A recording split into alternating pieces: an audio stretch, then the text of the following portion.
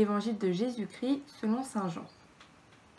En ce temps-là, Jésus disait à ses disciples : « Amen, amen, je vous le dis. Vous allez pleurer et vous lamenter, tandis que le monde se réjouira, vous serez dans la peine. Mais votre peine se changera en joie. La femme qui enfante est dans la peine, parce que son heure est arrivée. Mais quand l'enfant est né, elle ne se souvient plus de sa souffrance, toute heureuse qu'un être humain soit venu au monde. Vous aussi, maintenant, vous êtes dans la peine, mais je vous reverrai et votre cœur se réjouira. Et votre joie, personne ne vous l'enlèvera. En ce jour-là, vous ne me poserez plus de questions. »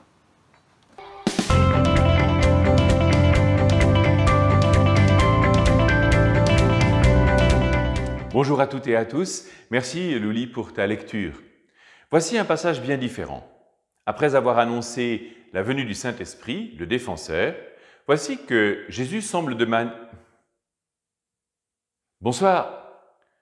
Bonjour à toutes et à tous, et merci Louli pour ta lecture. Voici un passage bien différent. Après avoir annoncé la venue du Saint-Esprit, le défenseur, voici que Jésus semble parler de manière beaucoup plus simple. Je ne sais pas ce qu'il pouvait y avoir dans le cœur des disciples en entendant cela, mais pour nous c'est assez simple. Jésus annonce aux disciples que sa mort va leur causer une grande peine et une grande souffrance. C'est une expérience hélas commune pour nous aussi lorsque nous apprenons le décès d'un proche, famille ou ami. Mais votre peine, dit Jésus, se changera en joie. Pour moi, c'est la phrase clé de cet extrait.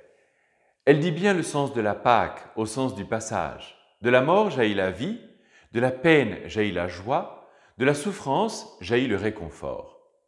Mais il ne faut pas prendre cela trop à la légère, au prétexte que nous connaissons l'histoire de Jésus et sa résurrection. Nous savons bien que le passage de la peine à la joie, de la souffrance au réconfort, ne va pas tout à fait de soi. Cela demande du temps, et même beaucoup de temps parfois. Je pense, en vous disant cela, à toutes les familles nombreuses, trop nombreuses, que j'ai accompagnées ces dernières semaines à l'occasion de la perte d'un être cher. En fait, je vois deux aspects à approfondir. D'abord, la question du passage de la peine à la joie, et ensuite la question de l'Esprit Saint. De fait, nous savons qu'il faut du temps pour digérer nos peines, quelles qu'elles soient d'ailleurs. Mais je crois que le passage dont parle Jésus ici, lorsqu'il dit « Votre peine se changera en joie » et même une joie que personne ne pourra enlever, ce n'est pas seulement une question de temps. Dans le mystère pascal, la résurrection n'est pas la suite chronologique heureuse de la mort malheureuse de Jésus. Ce n'est pas le temps qui passe qui ressuscite Jésus en forme de happy end. C'est Dieu qui a ressuscité Jésus. D'ailleurs, la mort de Jésus est dans le temps et sa résurrection est éternelle, hors du temps. Il nous faut revenir au cœur du mystère pascal, que l'on peut exprimer en trois propositions. Jésus est mort, de la mort jaillit la vie, c'est là ce que Dieu seul peut faire, c'est son œuvre merveilleuse. Si la peine des disciples peut être changée en joie, c'est l'œuvre de Dieu dans leur cœur. Nous le voyons d'ailleurs dans tous les récits de résurrection. Souvenez-vous des disciples d'Emmaüs. Notre cœur n'était-il pas tout brûlant tandis que sur la route il nous expliquait les Écritures?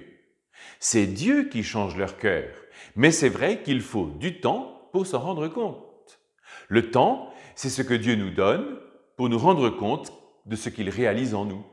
Ensuite, deuxième aspect, l'Esprit Saint. En effet, n'oublions pas que nous sommes dans ce chapitre 16 où Jésus annonce la venue de l'Esprit, le don de l'Esprit.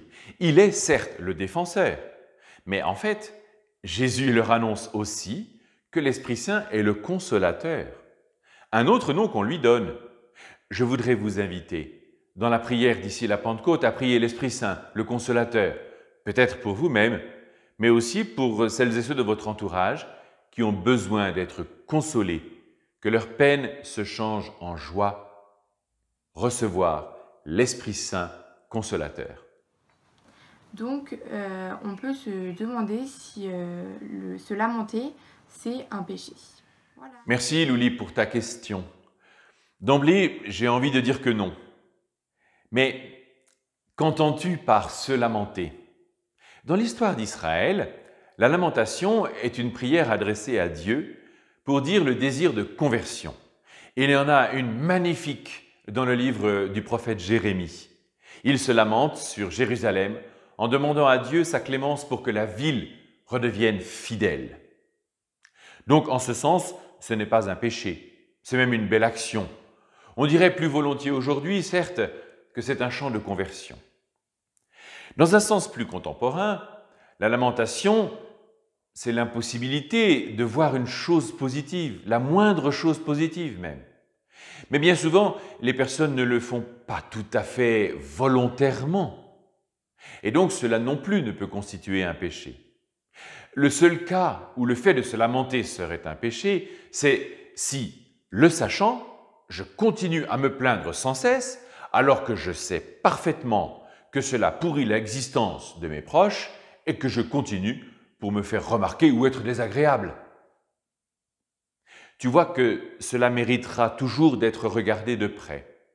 En tout cas, je crois que, quelle que soit la situation, cela vaut le coup de prier l'Esprit Saint pour les personnes qui se lamentent et n'arrivent pas à vivre ce passage de la peine à la joie en Dieu. Bonne journée et à demain.